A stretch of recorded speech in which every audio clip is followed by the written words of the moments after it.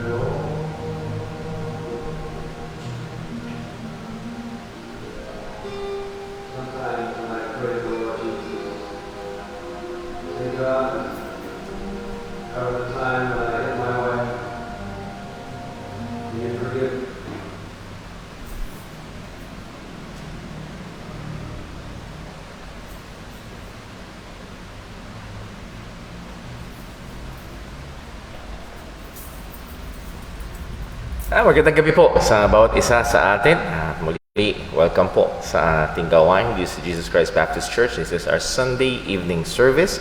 At tayo nagpapasalamat sa Diyos na sa gitna ng pandemic, ang ating mga gawain ay nagpatuloy. Actually, nadagdagan pa with our online Bible studies. So, purihin ang Panginoon sa kanyang katapatan, sa kanyang pagsustento ho sa atin. And this is, would you believe, the last day of the first month of 2021, of the new year. So, 11 more months to go.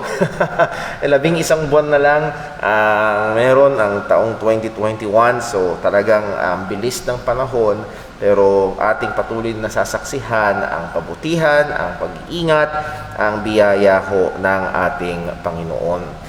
At patuloy lamang at lalo itong magtulak sa atin sa patuloy na matapat at masigasig na pagsamba at paglilingkod ho sa Kanya.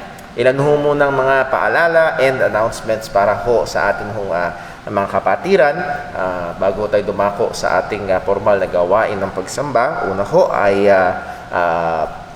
gawain natin sa Wednesday, time in the Word 6 p.m. and also ang ating gawain din sa Friday, time in the Word at 6 p.m. and online prayer meeting at 7 p.m. So please wait ho sa link na ating ipoprovide sa ating mga group chats. Huwag yung mga dating link, kundi yung bagong link na ipoprovide natin.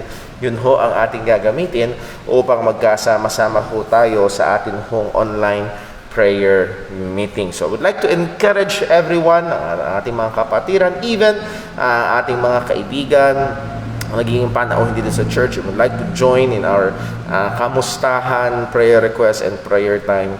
And that's what we do in our prayer meeting, online prayer meeting. Ay bawat isa ay nakakamusta, na-update tayo. And it's also a small tawag dito, testimony time ng mga biyaya ng Panginoon, and then we will give our prayer requests para ipag-pray po ng bawat isa. So yun ho ay isang napakagandang bagay. Nawa ay anuman ang atin mga ginagawa ay patuloy tayo magtapat sa Panginoon, ng ministeryo na kung saan nilagay tayo ng Diyos, patuloy tayong magsumikap. At kung sakali man na even in this pandemic, sa madalas kong napapanood, ay ang pandemyang ito ay nagdulot ng o pumuwersa actually sa iba na mag-isip ng kabuhayan. Well, in a sense, also in the church, yung mga usual ministries ay hindi pa rin mabalikan yung iba. Kaya pwede itong magtulak sa atin na mag-isip ng other avenues to minister God's Word, to minister to God's people.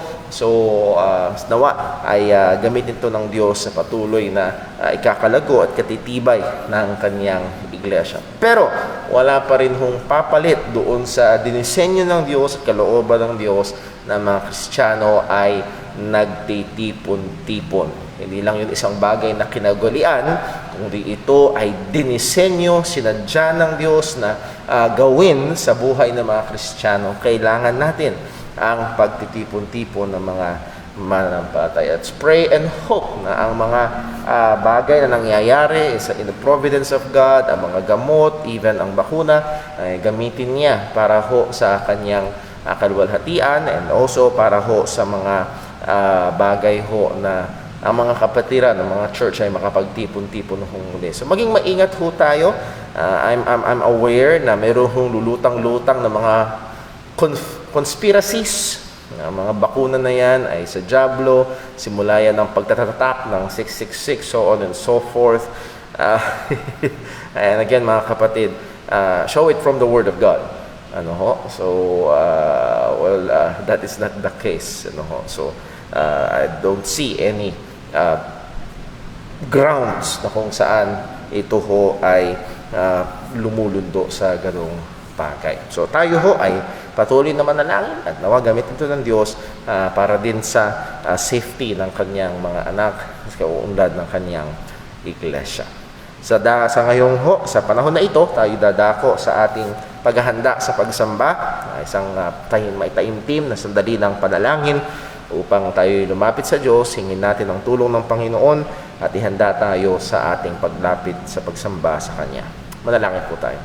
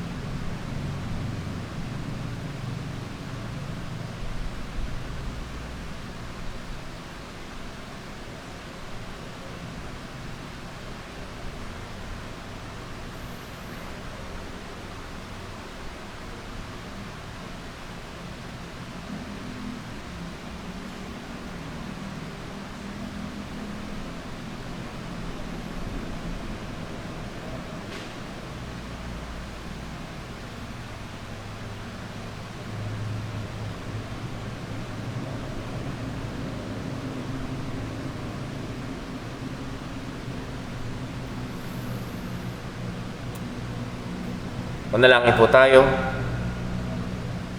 O aming Diyos, banal, dakila, makapangyarihan, soberanong Diyos, Ikaw na may lalang ng langit at lupa, Ikaw na nasa kataas-taasan, perpekto sa lahat ng kalagayan. Pinupuri ka namin, sinasamba ka namin, minamahal ka namin at pinasasalamatan ka namin. Lalo na, O Diyos, sa katotohanan na kinahabagan mo kami at binigay mo ang iyong bugtong na anak. Siya ang nagbayad ng aming mga kasalanan. At sa pamagitan niya, sa kanyang muling pagkabuhay, kami ay nabihisan ng perpektong katwiran. Kami ay iyong inaring ganap. At kami ay inampun mo sa iyong pamilya. At ang iyong banal na Espiritu ay tumahan sa amin kung kaya't kami ay maaaring tumawag sa iyo. Ama, maawa ka po sa amin.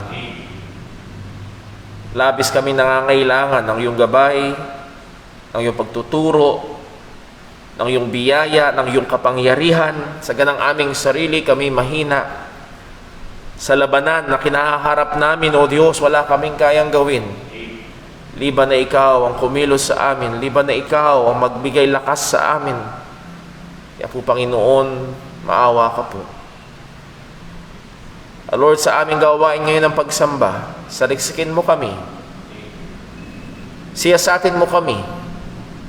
Lahat ng aspeto, ang bawat sulok ng aming buhay sa anumang kasalanan, sa anumang mga bagay na hindi nabantayan, napabayaan, kinatamaran. Patawarin mo kami, Panginoon. Nawa, O Diyos, ang aming pag-aalay, ng aming pagsamba, ng aming mga sarili ay maging mabangong samyo sa iyong harapan.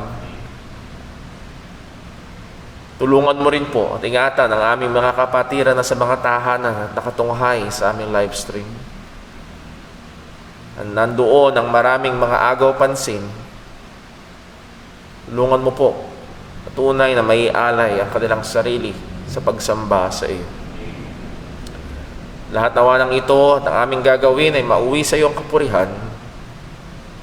Dalangin namin itong lahat sa pangalan ng aming Panginoong Hesukristo. Amen. Tayo po magstayo at tayo po ay manalangin sa Panginoon.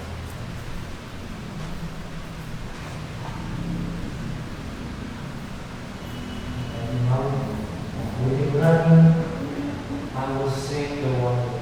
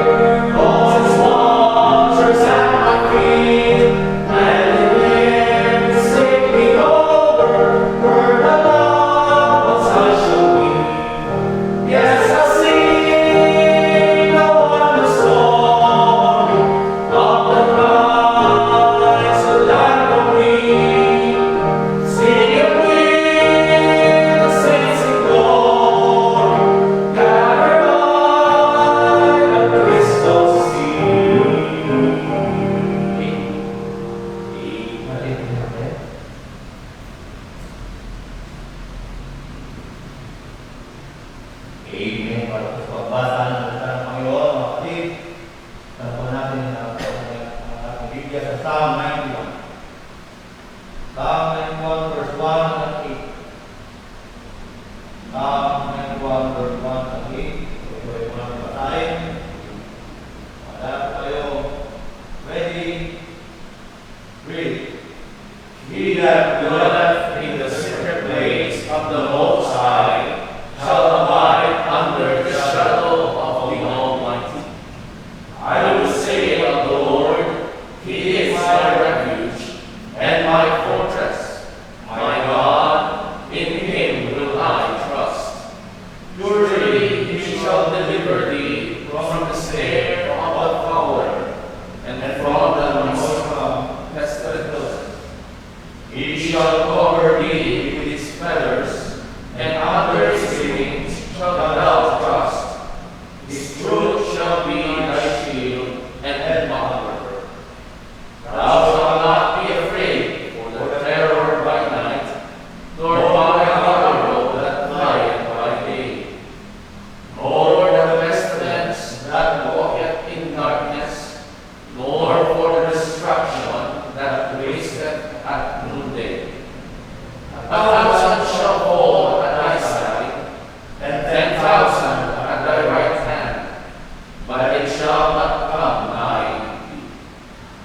Only with thy eyes shalt thou behold and see the reward of the wicked. Amen. Let us pray. Maraming Diyos na sa langit, Panginoon, at natin sinasalamatan. Unay, Panginoon, ang aming salita. May sinasabi, Panginoon, kami walang pag-asa sa aming sarili. Yes, Lord. Kaya po kami matama.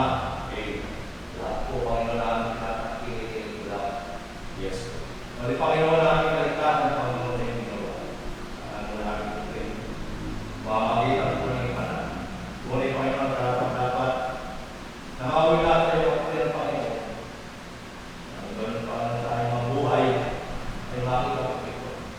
Lord, tulungan po kami. Tunay makita sa amin ng anak at aming Diyos. Tunay na makipaglaban ni Panginoon.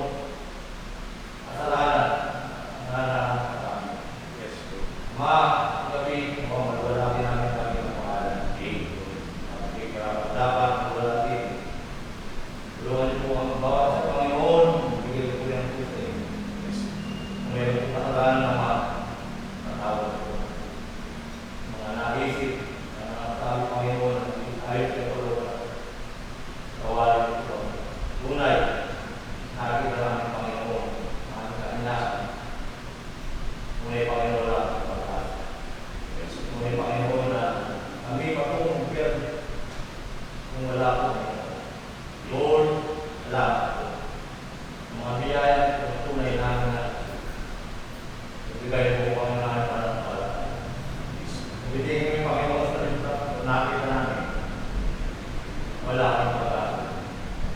Wala kami nangahawakan ng anak at darating. Kung ko'y kukunin, isama Panginoon. Isama po sa natin. Dalangin patuloy pa ang mga mahal sa buhay.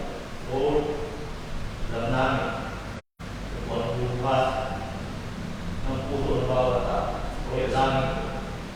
Dalangin niyo po Panginoon na ang mga mahal sa buhay. Pagis sa Panginoon ng iba. Pagis sa Panginoon ng iba na ang mga dahil nilibing, ligaw po. Yes. Panginoon, dala namin itong salamat po po niya ang pag-ibig sa amin. Thank you. Tunay wala po kayo nakita sa amin. Kami dapat hindi. Salamat po. Thank you. Pamagin na yung anak. Nagigat pa po. Lord, ano pa kayo ngayong gabi na? Alam ko patuloy. Dalayan ko Lord na may pumalwalhati sa iyong awitan. Ang mga pagkakaloob ay pag-ibig na salita. Tulungan niyo po ang pagkakaloob. Ibigay po ang salita sa ng bibig. Ibigay po siya ng ibagan. Ibigay po siya ng wisdom ama. Tulungan niyo po siya. Ibigay sa mong pamilya. Ang mong tayo sa karamdaman naman. Yung pong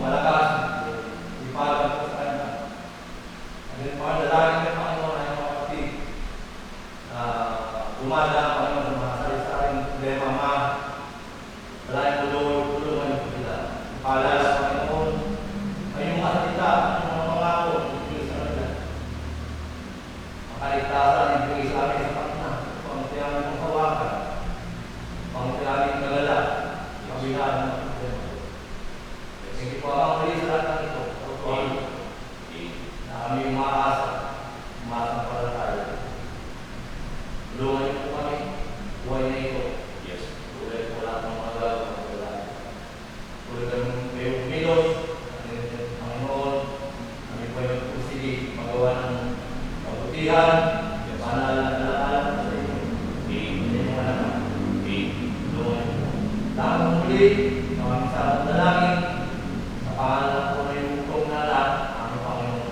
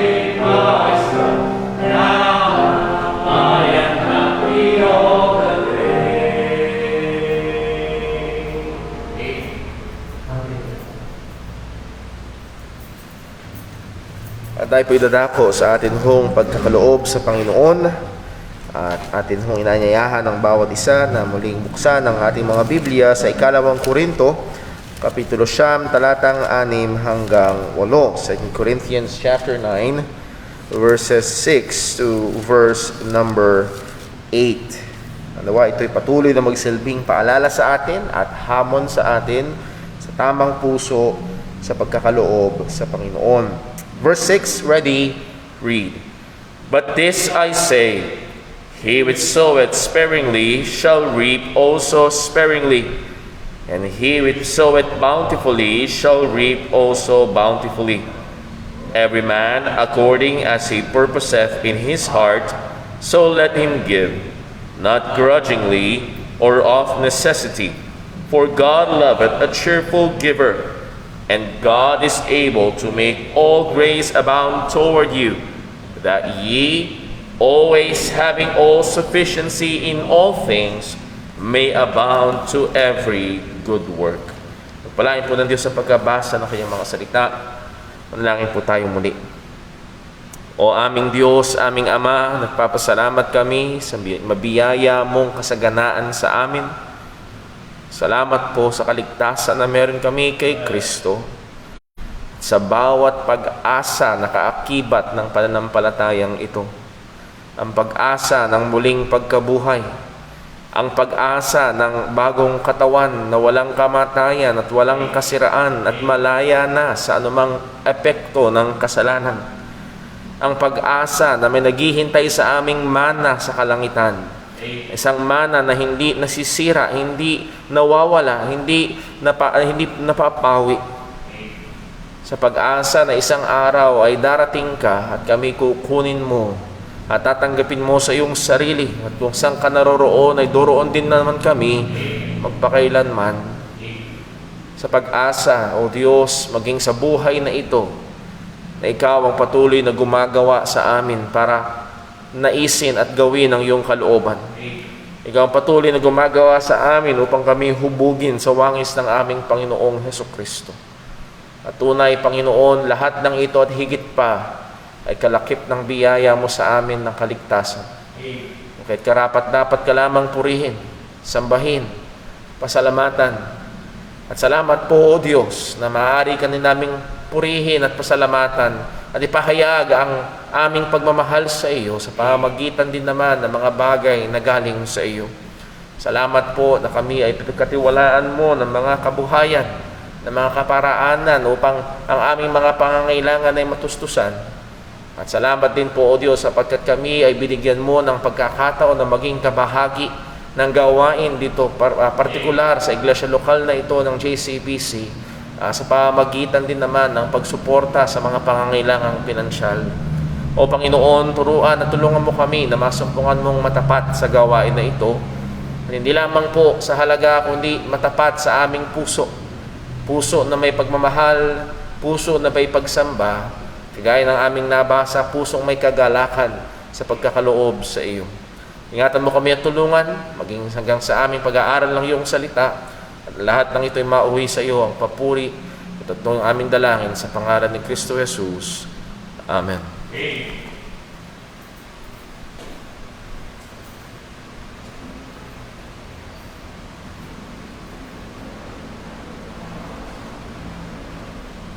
you.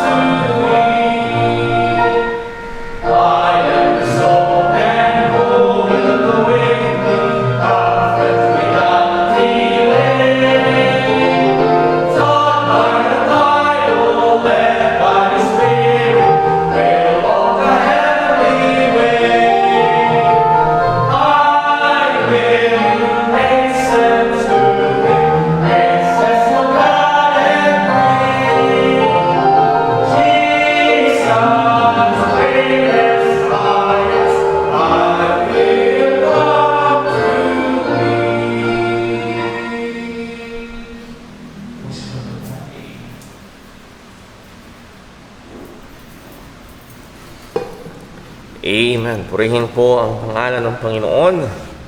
And a very good song, I Am Resolved. And if you have some time and access to the internet, isang magandang i-search minsan ay yung Resolved, Resolves or Resolution ni Jonathan Edwards, kung saan ay nahandoon ng mga bagay na kanyang desisyonan bilang isang, ng panahon pa yon ay maaga sa kanyang edad. At again, ay sa biyaya ng Panginoon, he tried to abide those decisions pertaining sa kanyang pananampalataya at kung saan siya ay ginamit na dakila ng Panginoon. Well, kagaya ho ng ating hong pagsisimula kayo ng umaga, every time na merong otoridad na nasasangkot sa isang krimen, ay nagiging patuloy at paulit-ulit na paalala ho ng Chief PNP at ng mga tagapagsalita ng ating kapulisan ay mas marami pa rin mabuting pulis kaysa sa masama. And as I've said earlier, I agree, that is true. Pero nandun pa rin ang katotohanan that within the ranks of the PNP, sa mga ranggo ng mga kapulisan, na handoon ng mabuti at masamang mga nanunungkulan. Sana ho ay kaya kong sabihin na pagdating sa mga nasa ministeryo, pagdating sa mga naglilingkod sa gawain ng Panginoon, ay kumaari lamang ay pwede kong sabihin na ang lahat ay mabuti at walang masama. Pero kagaya ng inaamin ng PNP, may masasamang pulis. At kagaya ng ating makikita sa salita ng Panginoon, merong mga masasamang manggagawa na nasa gawain. At sa mga talata na ating babasahin ngayong gabi, pinopoint out ni Apostol Pablo kay Timoteo kung ano ang kalooban ng Diyos sa isang aprobadong manggagawa, at dito gagamit siya ng isang malinaw na larawan na kung saan ang bawat manggagawa ay hinahamon at tinatawag, ang bawat mananampalataya ay hinahamon at tinatawag upang maging isang sisidlan na lapat para gamitin ng ating Panginoon. Nais ko kayong anyayahan na buksan ang inyong mga Biblia sa 2 Timothy chapter 2. 2 Timothy chapter 2, at babasahin ho natin verses 20 hanggang verse number 22. 2 Timothy chapter 2 verses 20 to 22. Magsitayo po tayong lahat para sa pagbasa ng salita ng Panginoon. Kung lalagyan ho natin ng titulo ang ating pag-aaral ngayong gabi, An Approved Workman is a clean vessel for God's use. Malinis na sisidlan para sa paggamit ng Panginoon. Verse 20, kung inyo nakita, babasahin ko ho, pakisundan nyo sa inyong mga Biblia, ito po ang sabi ng Panginoon. But in a great house, there are not only vessels of gold and of silver, but also of wood and of earth, and some to honor, and some to dishonor. If a man therefore purge himself from this, he shall be a vessel unto honor, sanctified and meet for the master's use, and prepared unto every good work. Flee also youthful lusts, but follow righteousness, faith, charity, peace, with them that call on the Lord out of a pure heart. Pagpalain po ng Diyos ang pagkabasa ng kanyang mga salita. Hingin natin ang tulong ng Panginoon. Muli, O Diyos, kami po ay lumalapit sa trono iyong biyaya. Inaamin ang aming labis na pangangailangan ng tulong mo. Ang iyong salita na matalim, ang iyong salita na buhay at makapangyarihan, ay gamitin mo po nawa na mainam sa buhay ng iyong lingkod na ito at sa buhay ng bawat mga mananampalataya. O Panginoon, luwalhatiin mo ang iyong dakilang pangalan. Mangusap ka po, magbago ka po, katagpuin mo ang iyong mga anak sa bawat sitwasyon na kaaming kinalalagyan, at tulungan mo kami sa biyaya mo na patuloy na magsumikap sa buhay ng kabanalan. Ikaw lamang po ang maluwalhati. Ikaw lamang po ang maitaas sa lahat ng ito. At dalangin namin to sa pangalan ng aming Panginoong Jesus. Amen. Maaari na pong magsiupo ang lahat. O ito ho ang ating pinakabuod ng mensahe. An approved workman of God must engage himself in an overall pursuit of holiness in his personal life.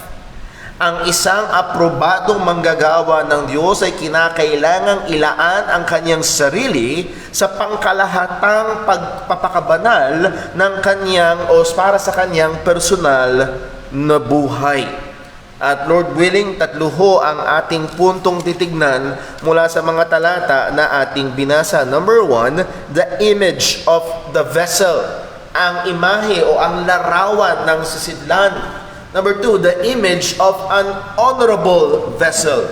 Ang larawan ng isang kapuri-puring sisidlan or sisidlan para sa kapurihan. And then number 3, ang larawan na the image of a dishonorable vessel. Ang larawan ng isang sisidlan na hindi umuuwi o hindi para sa kapurihan ng Panginoon.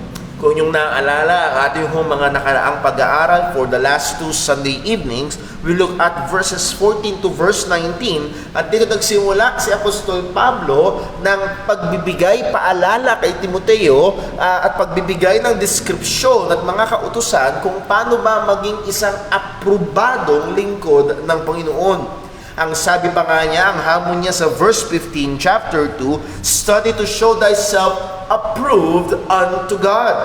Magsumikap ka, magmadali ka, pagsumikapan mo na iharap ang iyong sarili na isang lingkod ng Diyos na aprobado sa Panginoon. Pinag-aralan natin noong nakaraan, an approved minister diligently reminds the brethren of the truths na hando ng matyaga, paulit-ulit, mapagpasensyang pagpapaalala ng mga katotohanan ng Panginoon. And then we labored doon sa napakahalagang pinunto ni Pablo sa verse number 15, an approved minister faithfully handles the word of God. Ang isang aprobadong lingkod ay kung merong pangunahing gawain ay ang pagmiministeryo ng salita ng Diyos, ang pagpapakain sa mga tupa ng Panginoon, at kailangan siya'y masumpungan na matapat na ginagawa yun. Hindi lamang matapat sa schedule, kung hindi matapat sa paghahandle ng salita ng Diyos. Simply to say, for us just to be reminded na pag binuksan ng salita ng Diyos, ang dapat mensaheng lumabas ay ang mensahe ng salita ng Diyos at hindi ng tao. Number 3, nakita ho natin that an approved minister avoids and warns others about error. Ang isang aprobadong lingkod ng Panginoon ay iniiwasan at nagbibigay babala sa iba patungkol sa mga kamalian, mga maling doktrina at mga mangangaral na nagtuturo nito. At si Pablo ay nagngalan siya ng 2 tao, si Hymenaeus at si Hymenaeus at si Philetus. At may mga pagkakataon na kailangan nating magngalan. Kaninang umaga, binigyan natin ng tukoy si Joseph Smith na tagapagtatag ng Mormonism at ang isang karumal-dumal na doktrina na hanggang ngayon kanilang sinitindigan na ang Diyos daw ay dating tao at ang tao ay pwede ring mag-level up sa pagiging Diyos. So again, ang mga bagay na ito ay gawain ng isang aprobadong lingkod ng Diyos, pero hindi doon natatapos. Actually, pwede natin isunod ang ating binasa mga talata doon sa ating pangangaral noong nakaraan, at pwede nating sabihin na ang aprobadong lingkod ng Diyos ay isang taong seryoso sa personal na kabanalan. Nandoon ang kanyang paghabol, nandoon ang kanyang pagsusumikap sa kanyang kabanalan. At kagaya nga nung sinabi natin kanina, gumamit si Apostol Pablo ng isang larawan na kung saan napaka-pamilyar.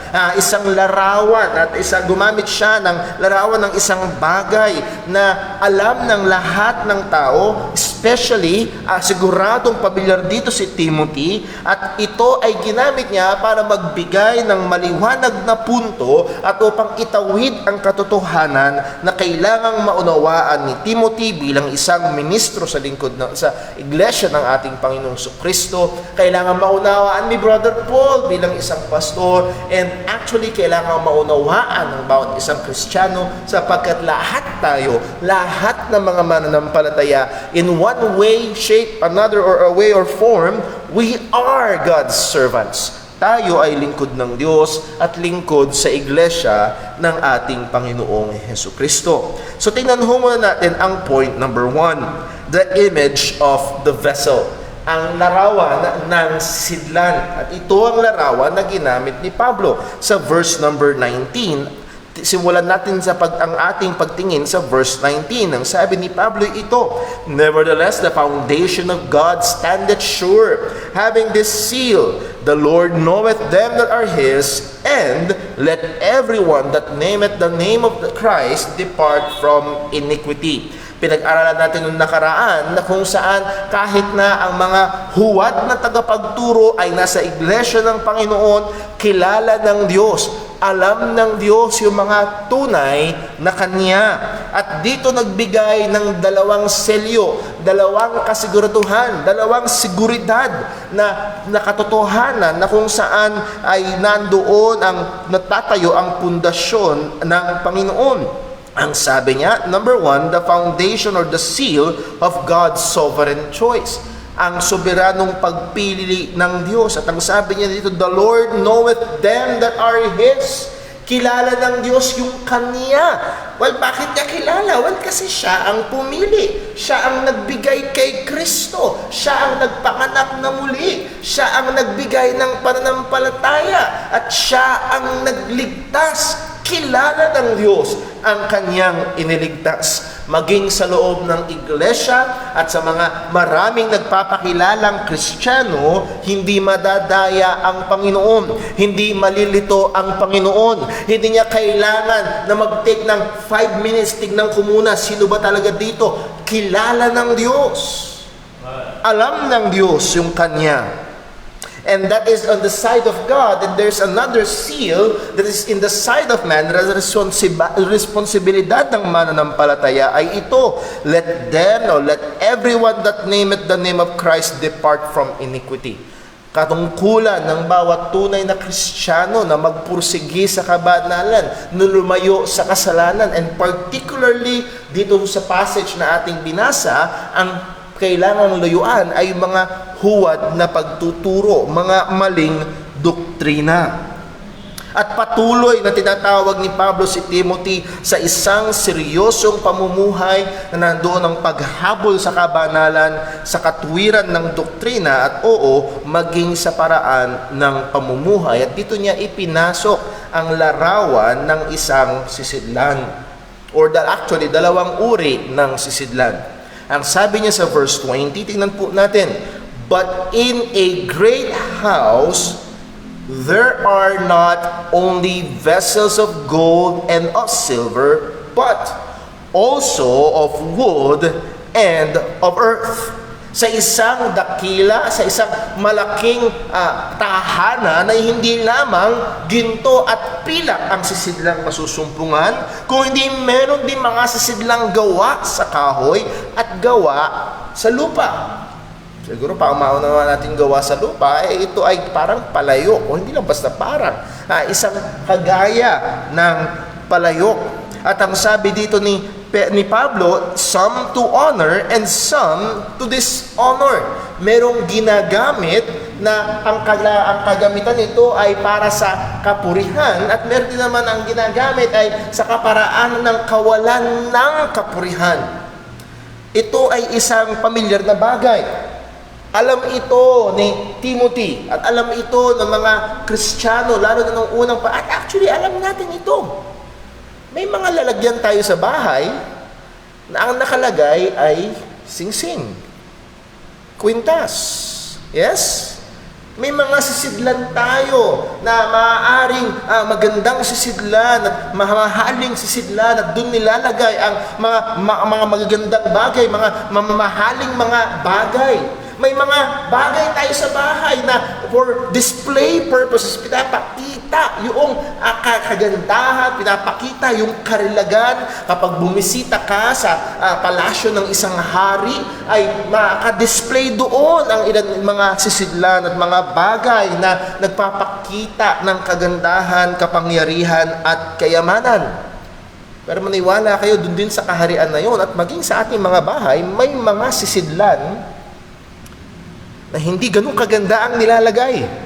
Yes?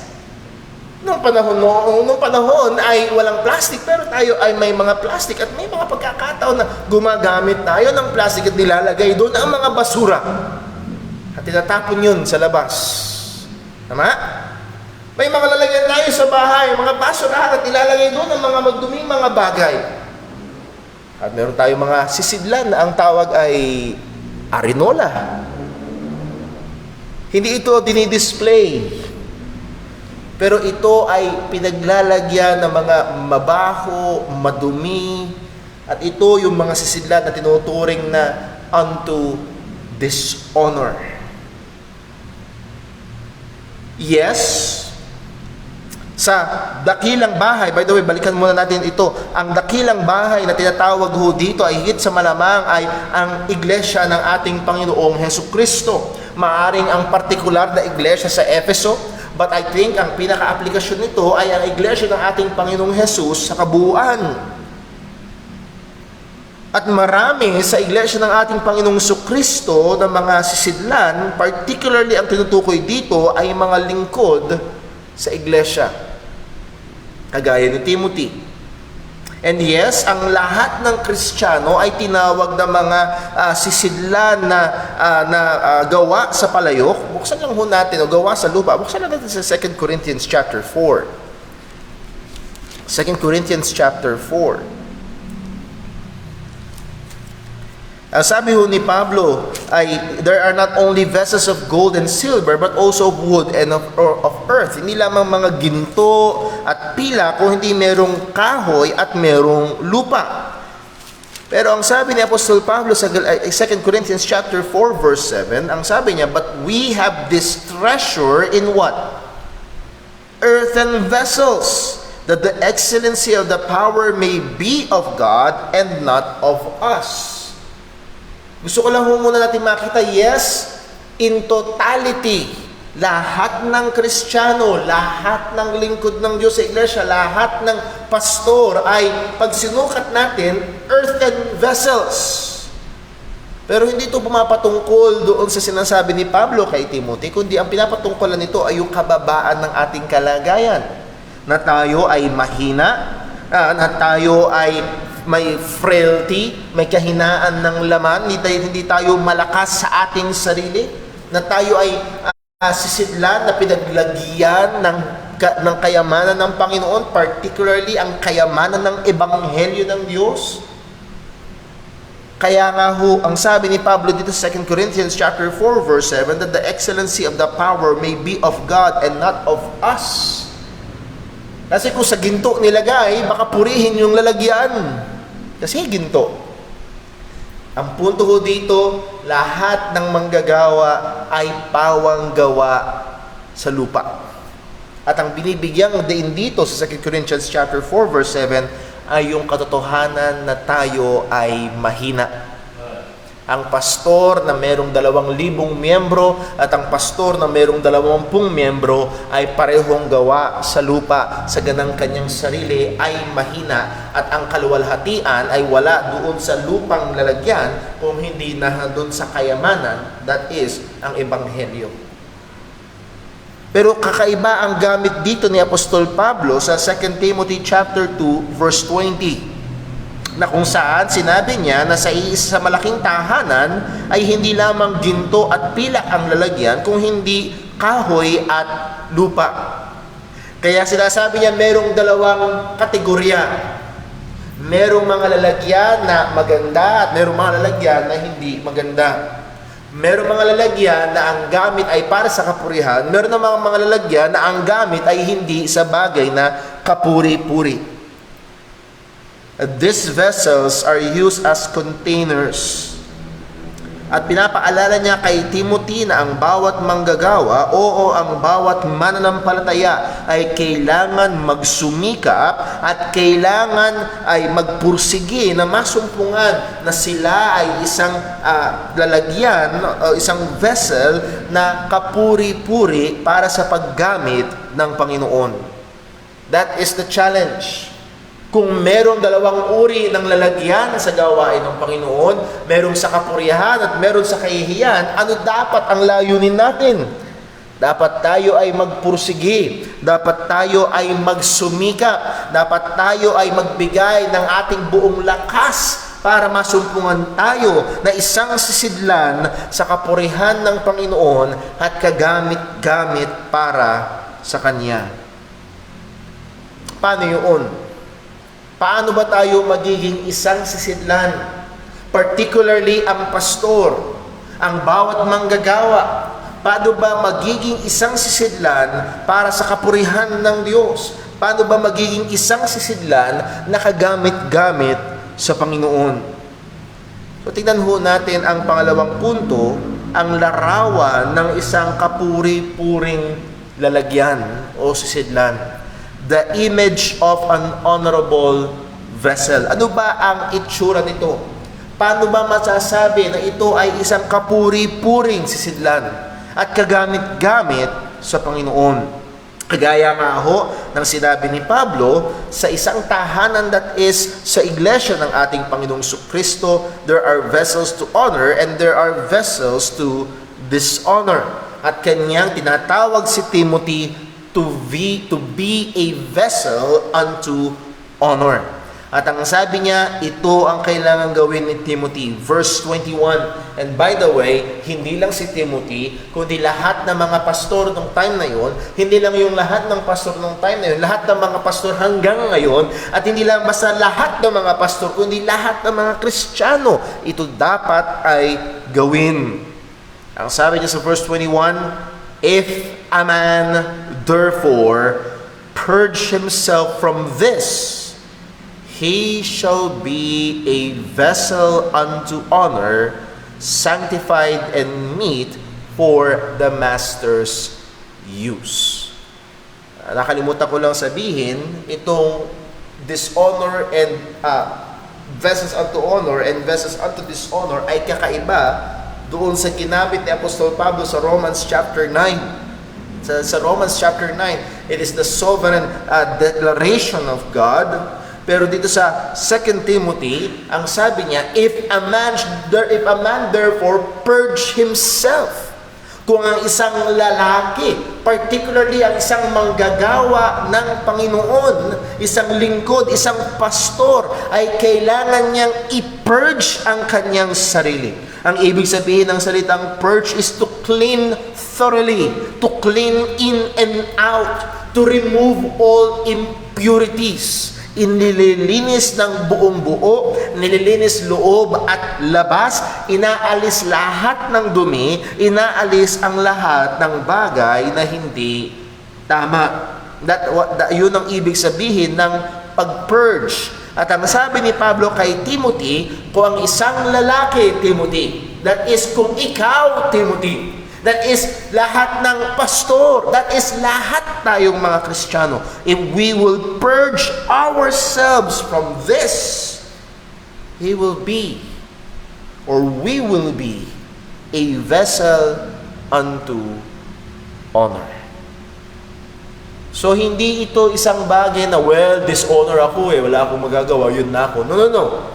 Tayo ay tinatawag sa isang seryosong pagpupursige, isang seryosong paglilinis, isang seryosong paghabol sa kabanalan upang tayo ay maging mga kagamitan ng Diyos o maging kagamit-gamit sa Kanya. Yes, totoo, in history, ang Diyos ay gumagamit maging ng mga makasalanang pagano. We have King Nebuchadnezzar and other mga ibang mga hari mula sa lumang tipan. But we must remember, sabi nga ho ng isang commentator, that those are exemptions to the rule, but the rule is we must pursue holiness. Kailangan natin ang personal at seryosong paghabol sa kabanalan. So si Timothy at ang bawat lingkod ng Diyos sa iglesia and in extended application ng bawat mananampalataya ay kailangang ilaan ang ating sarili sa pang-araw-araw na buhay na paglilinis, araw-araw na buhay ng paghabol sa kabanalan upang tayo ay maging sisidlan na kapuri-puri at kagamit-gamit sa Panginoon. Paano daw mangyayari ho ito? Ang sabi ni Pablo kay Timothy, if a man therefore purge himself from this. Actually, hindi masama at sa ibang version, mababasa natin from these things. Kailangang linisin. Kailangang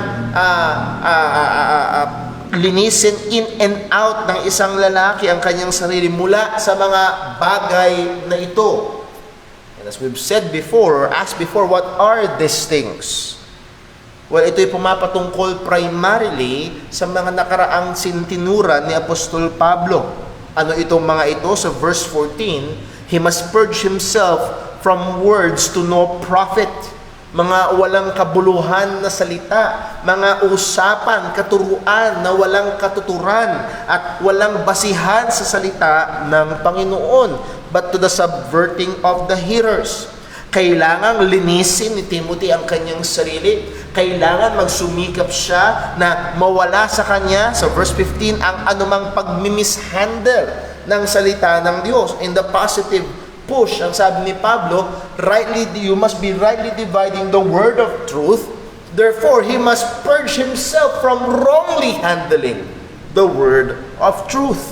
Kailangan siyang magsumikap na siya'y masumpungan na tapat, na nag-handle, nag-i-interpret at nagtuturo at nangangaral ng salita ng Diyos. And then verse number 16, sa 2 Timothy chapter 2, he must purge himself from vain talks. Walang kabuluhan na pagsalita, walang kabuluhan na mga pagtuturo, walang kabuluhan na mga usapan na magdudulot lamang ng hindi o buhay ng hindi pagiging makadiyos. And then sa verse 18, nahandoon ang halimbawa nahandoon ang pangangailangan na kailangan niyang alisin ang kanyang sarili sa mga maling doktrina. Gaya nung ni Hymenaeus nga at ni lagi ko nakakalimutan yung pangalan nung pangalawa, Philetus. Ni Hymenaeus at ni Philetus ay kailangan niyang ialayo ang kanyang sarili dun sa false doctrine na ang resurrection ay lumipas na. So the cleansing in view here is doctrinal cleansing. Kailangan niya na linisin ang kanyang sarili mula sa mga maling katuruan, maling kaisipan, walang katuturan na mga kasabihan at pinag-uusapan. Timothy, purge yourself from this.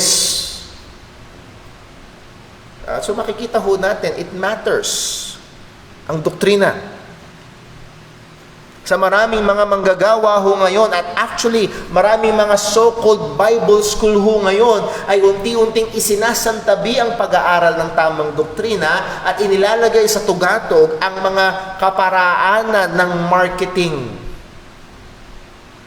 Paano papadamihin ang tao? Paano patataasin para pararamihin ng offering? At lahat ng kanilang mga pagtitraining ng mga so-called pastors ay paano magpadami ng tao sa loob ng iglesia. Hindi paano gawing tagasunod ni Kristo ang mga tao, kundi paano lang magpadami ng tao. Madaling magpadami ng tao. Subukan natin mamigay tayo dito ng bigas linggo-linggo. Dadami ba? Yes! At yaan ang goal ng maraming mga Bible school, maraming mga so-called seminary sa panahon natin ngayon. Pero dito makikita natin ang kahalagahan ng isang mananampalataya, particularly ang isang manggagawa, he must purge himself from wrong doctrines. Therefore, he must concentrate in the right doctrines. Siya'y magpursige. Siya'y magbigay panahon, and it takes time to study. It takes time na patuloy na lumago at tumibay sa mga katotohanan ng salita ng Panginoon. Pero nais ko sabihin na hindi lamang limitado ang paglilinis mula sa mga hindi lamang limitado ang paglilinis sa mga maling katuruan at maling kaisipan, kundi kasama nito ang paglilinis ng pamumuhay. Practical holiness. Ang sabi ho ni Pablo kay Timothy sa chapter 2 verse 16, ano nang bilin niya, but shun profane and vain babblings. Layuan mo ang mga masamang mga salita. Layuan mo ang mga walang kwentang usapan. Bakit daw? For they will increase unto more ungodliness. So isa sa mga binigyang pansin ni Pablo kay Timothy, Timothy, layuan mo at linisin mo ang iyong sarili mula sa mga gawain na masama. Siguraduhin mo na you are clean in and out from sin. At makikita ho natin yung katotohanan na ito sa susunod na talata, sa verse number 21. Anong sabi ho ni Pablo? 2 Timothy chapter 2 verse 21. Flee also youthful lusts. Lumayo ka, tumakas ka, magmadali kang tumakbo paalis. Flee also youthful lusts. Lumayo ka, tumakbo ka, paalis mula sa mga kalooban or pita ng laman ng pagiging kabataan. Now, karamihan ho ng mga commentators patungkol sa kasalitang ito, o karamihan na ng mga tagapagturo ay kanilang binibigyang pansin, and there is truth in that, binibigyang pansin ang pagiging malinis sa moralidad, sexual purity. And this is most of the time ang interpretasyon sa talatang ito. And yes, ang mga mananampalataya ay inuutusan ng Diyos to pursue purity in sexual areas. Sa 1 Thessalonians chapter 4 verse 3, ang sabi ng salita ng Diyos, for this is the will of God, even your sanctification, that you should abstain from fornication. Ito daw ang kalooban ng Diyos.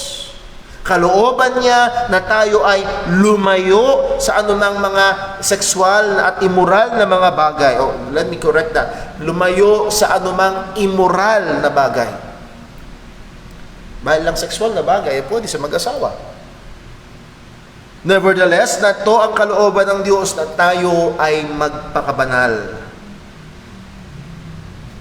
And lalo na sa buhay, hindi lamang ito sa bawat Kristiyano, pero lalo na inaasahan na ang magiging halimbawa dito ay walang iba kung hindi ang lingkod ng Diyos sa iglesia.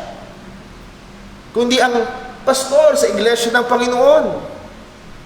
At kung naaalala ang ating pag-aaral sa mga kwalifikasyon ng isang pastor, ang sabi ni Pablo sa 1 Timothy 3 verse 2, a bishop then must be blameless.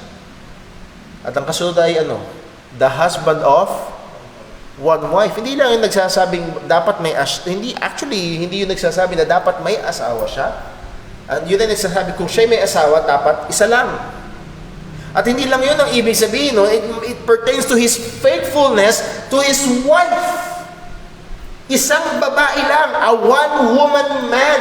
Hindi siya naghahanap at hindi siya nakakasumpong ng satisfaction sa ibang babae kung hindi sa misis niya lang. Hindi sa ibang babae, personal, hindi sa ibang babae sa screen ng computer o sa screen ng cellphone o sa magazine o sa post, kundi sa misis niya lang. A one-woman man. He is morally and sexually pure. At dapat ang pagsumikapan ng isang manggagawa. Ngunit ako ho ay kumbinsido na ang utos na ito ni Pablo na siya ay mag-flee, lumayo sa anumang youthful lust ay hindi limitado sa sexual purity, but it pertains to overall holiness, sa kabuuan ng kabanalan. At ito ay malinaw sa sumusunod na sinabi ni Apostol Pablo kay Timothy. Kung titignan natin muli ang verse number 22, flee also youthful lusts. Lumayo ka sa mga pita ng laman na ito. At ano ang kailangan niyang habulin? But follow righteousness, faith, charity, peace. Kung mapapansin ho natin, lahat ng ito ay mga makadiyos na pag-uugali at lahat ng ito ay may kinalaman sa ating pakikitungo sa ating kapwa-tao. Yes?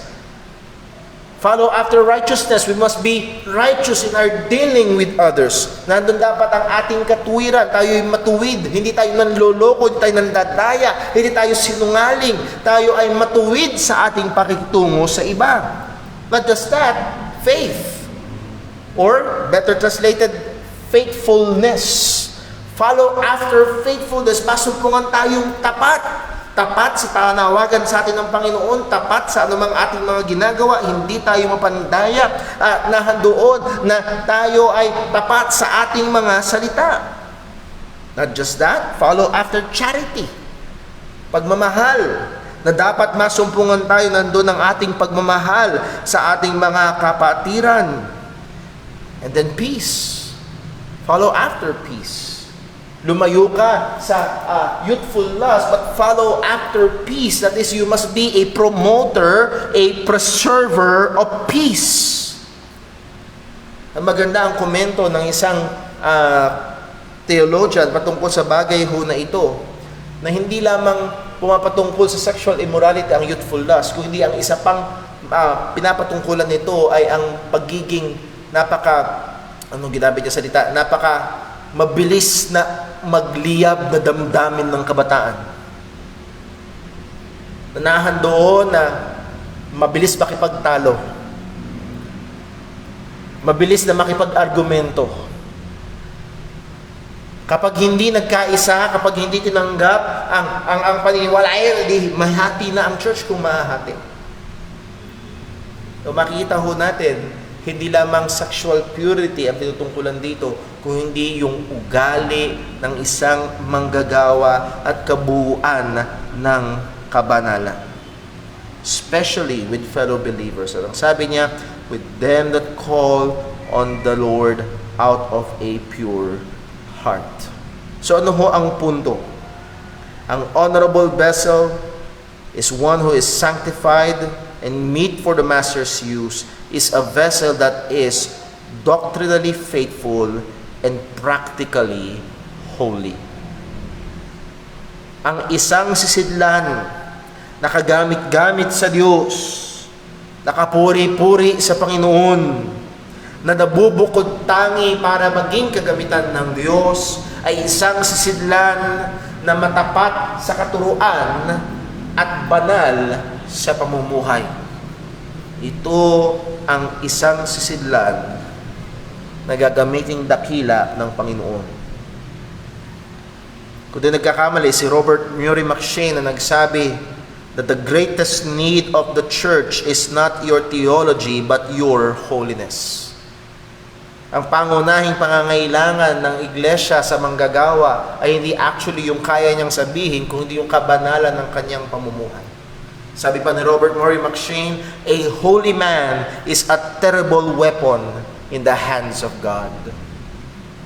Yes, as I've said before, ang Diyos in history ay gumamit ng mga pagano, gumamit siya ng mga makasalanan para magawa ang kanyang kalooban. Pero how much more ang isang banal na tao?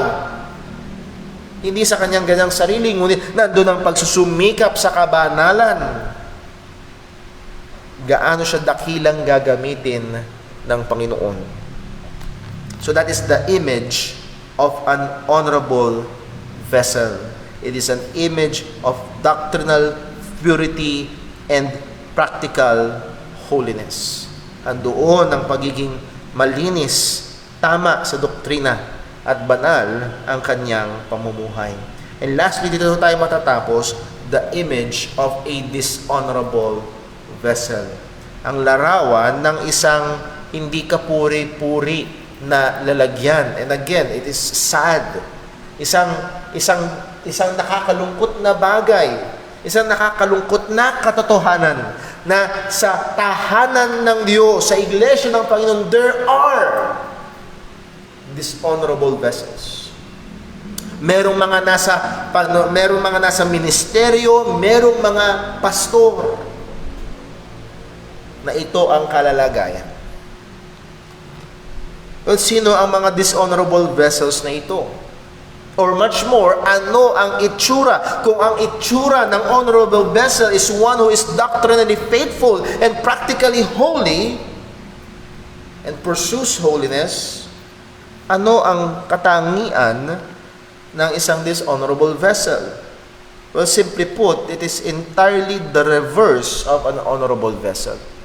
Ito yung kabaliktaran ng isang sisidlan na kapuri-puri at kagamit-gamit sa Panginoon.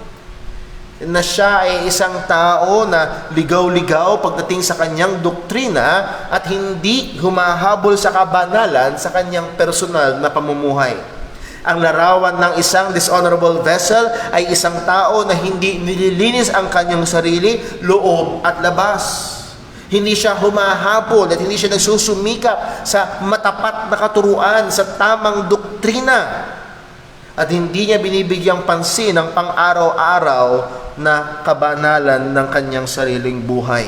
Siya ay kagaya ni Hymenaeus at ni Philetus na ituturo ang gusto nilang ituro at nagdadala sa pagkasinsay ng pananampalataya ng iba. Sila ay mga tao na talagang nagpupursige sa pakikipag-usap at nagbibigay ng maraming panahon sa balitaktakan sa mga salita na wala namang pakinabang. They pursue strange doctrines and teachings. Hinahabol nila ang mga katuruan na mga kakaiba at bago. Tuwing laging may bago, sunod sila. They engage in vain babblings. They engage in teaching wrong doctrines. At mga bagay na kung saan magdadala sa kanila sa kahihiyan at kakainin sila na parang isang karamdaman at magsisimulang sila ay bulukin nito mula sa loob at ito'y maaapektuhan ang kanilang pamumuhay maging ang buhay ng kanilang mga tinuturuan. Anong itsura ng mga dishonorable vessels? They are those who increase in ungodliness. Sapagkat wala silang pagbabantay sa doktrina, dahil wala silang patumangga wala silang pag-iingat sa mga katuruan, ito'y magbubunga sa patuloy at nakawalan ng pagiging makadiyos na buhay. At best, ang mga dishonorable vessels na ito, at best, they may have outward appearance of godliness, but denying the power thereof. Panlabas mo sa mukha silang makadiyos. Pag sila ay nagsasalita, ginagamit pa rin ang pangalan ni Jesus. Pag sila ay nangangaral, nagsasambit pa rin ng praise the Lord. Pero wala silang pakialam sa tamang doktrina. Ang gusto lang nila ay makakuha ng pera, sumikat sila at marami ang kanilang followers.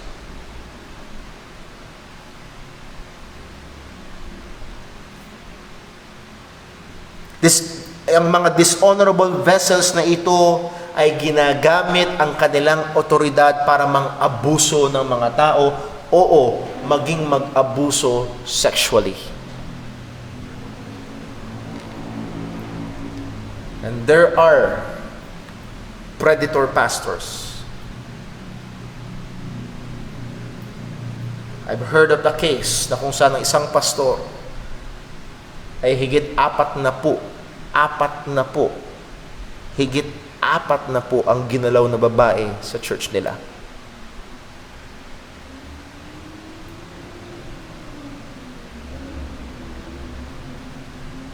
Mga kapatid, there are dishonorable vessels.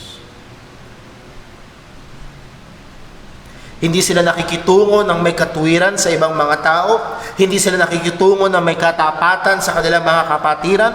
Hindi nila pinapakita ang pagmamahal. Sila ay self-centered, nakatuon lang sa kanilang mga sarili. At hindi sila nagpo-promote ng peace. Mga war freak. Mas gusto nila ang paghahati-hati. Mas gusto nila ang pagtatalo-talo. Actually, they take pride. Mas banal kami, kayo. Diyan kayo.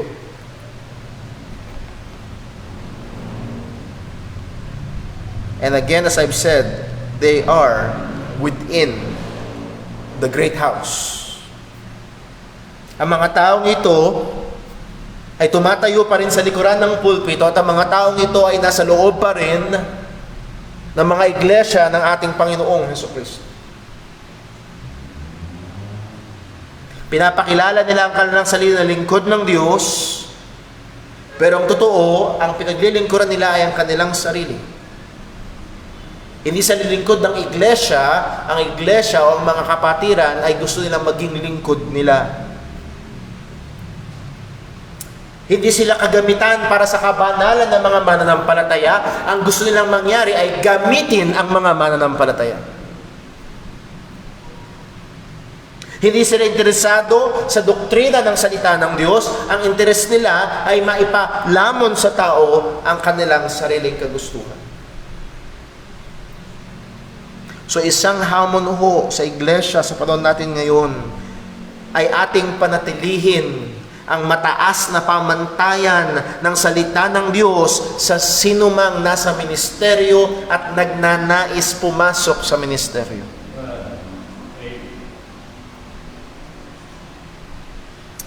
Meron ho mga estudyante na sadyang ayaw mag-apply sa UP. Bakit? Ang hirap eh. Ang taas ng passing. O mga kapatid, kailangan nating panatilihing mataas dahil ang Diyos ang nag-set ng standard. At nais ko hong hamunin ang iglesia ng ating Panginoong Hesukristo na kung sakaling ang tumatayo sa likuran ng pulpito ay hindi na vessel unto honor, kundi vessel unto dishonor. It might be the most loving action of the church is to discipline the pastor. No, ako ho'y nasa Bible school, isa sa mga kataga na madalas umaalingaw-ngaw at ginagamit ng walang kaayusan ay yung kasabihan na touch not the Lord's anointed. Sa madaling salita, bawal disiplinahin ng pastor. At sa isang masimpleng pag-aaral, yung touch doon ay paggawa ng masama. Let me ask, is church discipline ay paggawa ng masama o aksyon ng pagmamahal?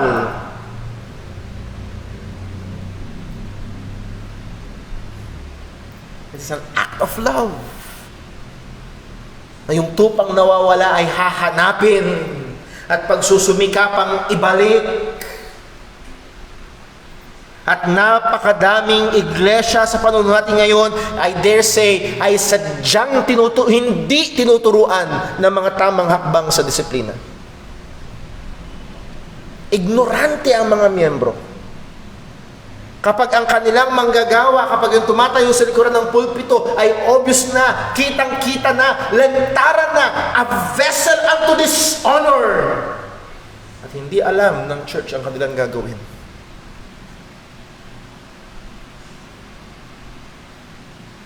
May I ask JCBC na i-uphold natin ang standard ng salita ng Diyos. Na i-require niyo si Brother Paul to be a vessel unto honor. Tayo ay maging mapagbantay. Tayo ay maging maingat. At kung sa biyaya ng Panginoon ay meron siya mga manggagawa na ginagamit at nagiging pagpapala sa atin, ating alalahanin na totoo ang sinabi ng isang mangangaral, the best men are men at best. Tao pa rin. Nagkakamali pa rin. Nahuhulog pa rin. Kaya nga ho, ang paalala ho ni Pablo kay Timothy, a man must purge himself. At that word purge must be kanyang ginawa at patuloy na ginagawa. Kanyang nilinis at patuloy na nililinis ang kanyang sarili mula sa mga bagay na ito.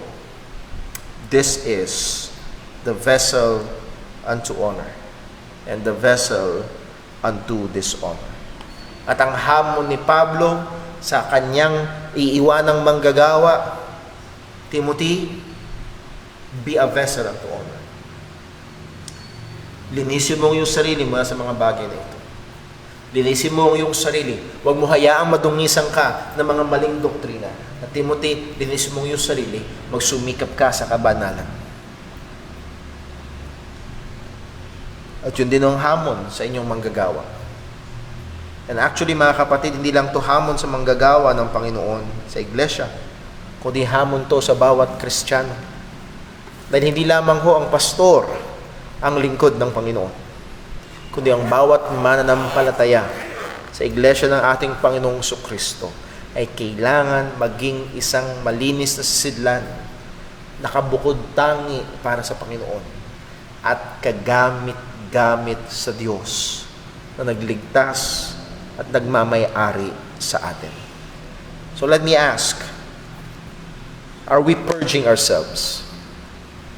Nililinis ba natin ang ating mga sarili? Nagaya ng ating pag-aaral sa Time in the Word, are we killing sin? Meron ba tayong mga kasalanan na tinutukoy at pinaglalabanan at pinapatay? And we must always subject ourselves to the Word of God, to the truths of the Word of God. Na kung sa biyaya ng Panginoon, ipakita niya na meron para tayong mga maling paniniwala. Isa ho sa nasabi ko na ho dati sinasabi ko rin, God hates sin, but loves the sinner. Well, ang tama sa Biblia, God hates sin and the sinner. So nawa, tayo ho ay maging humble enough at patuloy na pursue ang tama at malinis na doktrina, patuloy na lumago sa katotohanan ng Panginoon, at patuloy na habulin ang seryosong kabanalan sa buhay. We may be a vessel unto honor, sanctified and fit for the Master's use. Isang sisidlan sa ikapupuri, isang sisidlan nakabukod, isang sisidlan na lapat at gagamitin ng Panginoon para sa kanyang pangalan. Let's pray. Panginoon naming Diyos, aming Ama sa langit, salamat po sa iyong mga paalala. Tunay, Panginoon, kami ay apektado ng kasalanan. At ang bawat isa sa amin, lalo na ako bilang manggagawa, ay kailangang seryosong habulin ng kabanalan. Magsumikap na linisin ang aking sarili. Magsumikap na linisin namin ang aming mga sarili. Mula sa anumang kasinungalingan, mula sa anumang kasalanan, upang kami ay maging kagamitan na banal at kagamit-gamit sa iyo. O Panginoon, maawa ka po. Maawa ka po sa iyong lingkod sa iglesyang ito. Naawa ka po sa iyong mga iglesia,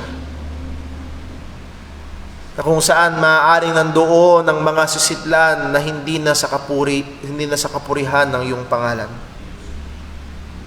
O tawagin mo sila sa pagsisisi. Kundi man, O Diyos, sila ay iyong alisin at bigyan ng isang sisidlan na malinis at kagamit-gamit at maglilingkod ng seryoso sa iyong mga anak. Magpapakain ng tapat. Maawa ka po, O Diyos. At muli, Panginoon, ingatan mo po ang iyong iglesia sa dakong ito. Kung ikaw man ay magtatagal pa sa iyong pagbabalik, nawa masumpungan mo ng mga bawat lingkod, idadagdag mo pang lingkod sa iglesia, sa JCBC, ay masumpungan mo na isang kagamitan na malinis, isang sisidlan para sa kapurihan mo. Muli, ikaw lamang po ang maitaas, ikaw lamang po ang maluwalhati. Wala kaming ibang inaasahan kundi ang tulong mo, sapagkat ikaw lamang makakagawa nito. Dalangin namin itong lahat sa pangalan ng aming Panginoong Hesukristo. Amen. Tayo po tumayong lahat at tayo po ay manalangin. Kaya tayo po umawit sa Panginoon.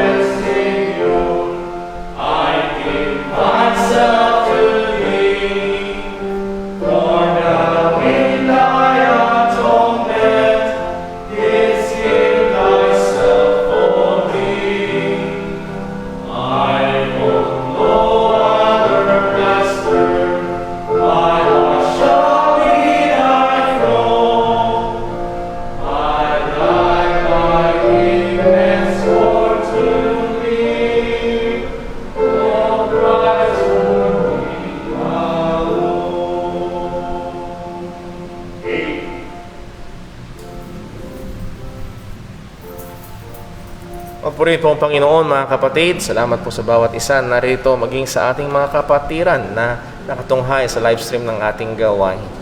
Malain tayo ng Diyos at ingatan. Patuloy tayong ilayo sa anumang masama, ilayo sa kasalanan. Patuloy tayong maging kagamitan para sa Kanyang katuwiran.